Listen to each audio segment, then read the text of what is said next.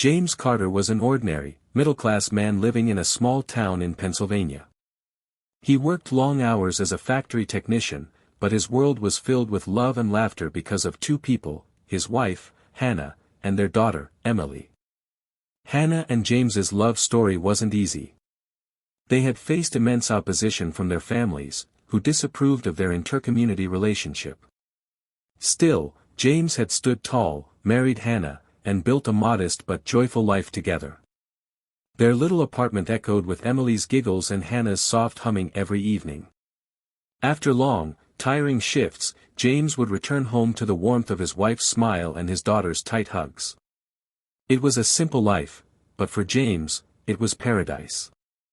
But life, as it often does, took a cruel turn. Hannah fell ill one winter. What began as a mild fever soon worsened, and before long, doctors diagnosed her with a rare blood disorder. James left no stone unturned. He sold everything he could. His savings, Hannah's jewelry, even borrowed heavily, to fund her treatment. But fate had other plans. One evening, as Hannah lay weak in her hospital bed, she held James's hand and whispered, "Promise me, if I go, you'll give Emily all the love of both a mother and a father. Never let her feel alone, James." And that night, she quietly slipped away. James's world collapsed. He fell into a dark silence where days blurred into nights, and pain became his closest companion. But every time he heard Emily's tiny voice, "Daddy, can I sleep next to you tonight?" he was pulled back to life. James vowed never to remarry. He raised Emily alone. He packed her school lunches, braided her hair, read bedtime stories, and sat through every parent-teacher conference. Years rolled by. Emily blossomed into a brilliant, compassionate young woman.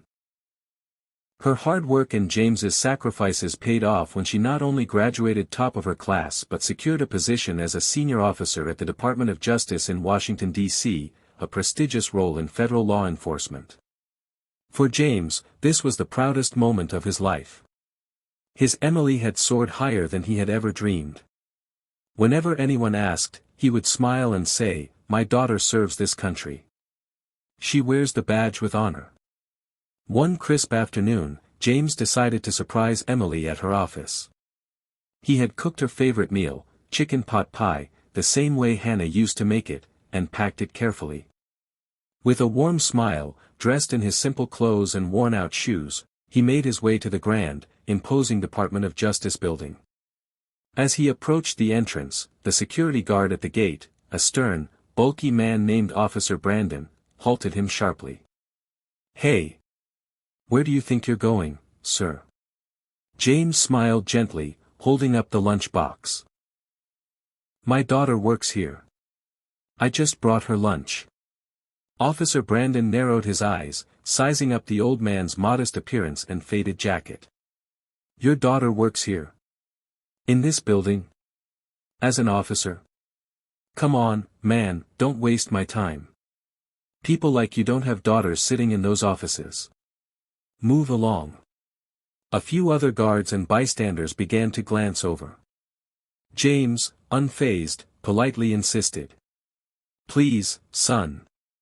Just let me call her. I won't cause trouble." Brandon smirked skeptically but allowed. "Fine. Call her. Let's see if you're telling the truth." James took out his old flip phone and dialed Emily. Moments later, the massive glass doors swung open, and Emily stepped out, her crisp navy blue uniform shining, her officer badge glinting proudly on her chest. The moment her eyes landed on her father, her face lit up. "Dad," she exclaimed, rushing over. She wrapped her arms tightly around James, tears brimming in her eyes. In that moment, all the onlookers froze. Officers, guards, and employees alike. Emily turned to the crowd, her voice strong yet thick with emotion. "Everyone, this man here is James Carter. My father. The reason I stand here today wearing this badge. The man who raised me alone, who sacrificed everything so I could reach this place. Every honor I wear, every title I hold, it's because of him. James's eyes welled up, his lips quivered as Emily held his hand tightly. The arrogant guard, Officer Brandon, stepped back, shame flooding his face. Other people standing nearby wiped away tears, moved by the deep bond between father and daughter.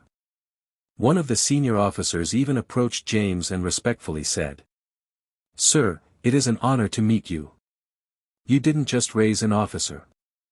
You raised a leader." That day, as James sat in Emily's office, eating the homemade meal together, his heart felt fuller than it ever had. He realized that though life had tested him, though he had lost the love of his life, he had fulfilled his promise to Hannah. Emily never lacked love, and she had soared high. And in her success, James found the greatest joy. Parents, they are the priceless treasures whose love cannot be measured, whose sacrifices often go unseen. They are the ones who quietly lay down the fabric of their dreams under their children's feet, who surrender their sleep, their joys, and their wishes, just to ensure their children never feel deprived. The day a son or daughter says, "Whatever I am today, it is because of my father or mother," on that day, every sacrifice, every sleepless night, every tear of those parents turns into sparkling jewels of pride and fulfillment. Fathers like James are symbols of millions of unsung heroes in this world. Those who work tirelessly without ever asking for recognition or reward, driven solely by the purest form of love for their children. Perhaps they never owned an expensive car, built a grand mansion, or traveled the world, but when they see their child standing tall with honor, dignity, and success, their heart quietly whispers, "This is my life's true wealth. This moment is my paradise." And that is the moment, when even time pauses, the heart overflows, and the souls of loved ones, like James's late wife, Hannah, smile from above and gently say, "You kept your promise." So, if your parents are still with you today, hug them, express your love to them. And if they have departed from this world, pray for them, so that every success in your life becomes